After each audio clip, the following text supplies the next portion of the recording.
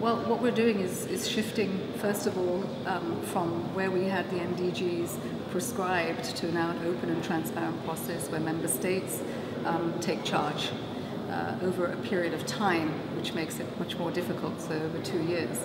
And it's really to have a really good consultation about the world that we want in 2015, building on what we started with the Millennium Development Goals, trying to finish that and transition it to the next agenda.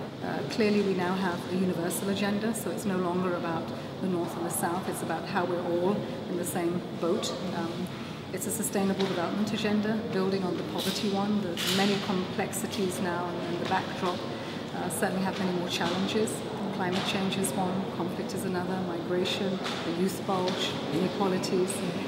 That all has to be addressed in a much more comprehensive and sustainable manner. So sustainable development is key.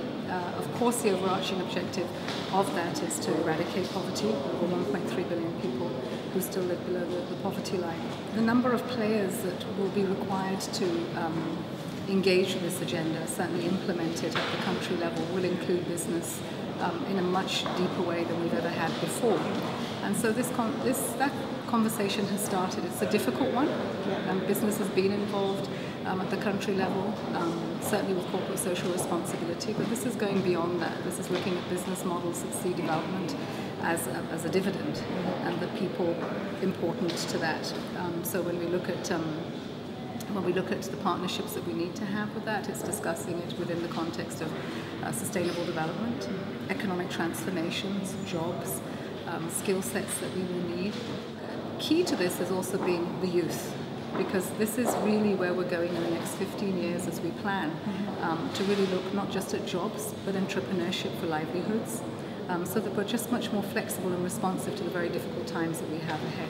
So an education system is going to be important. Social media has had us asking young people the world that they want to see, and there are some very serious issues that they allude to in health and with education, but many of them are asking for governance, which really gives you an enabling environment for which a business can then thrive or a job can be had. And they see that as a limiting factor to it. So I think much of the responses that we've received have informed what we're saying now has to be in place to make that possible.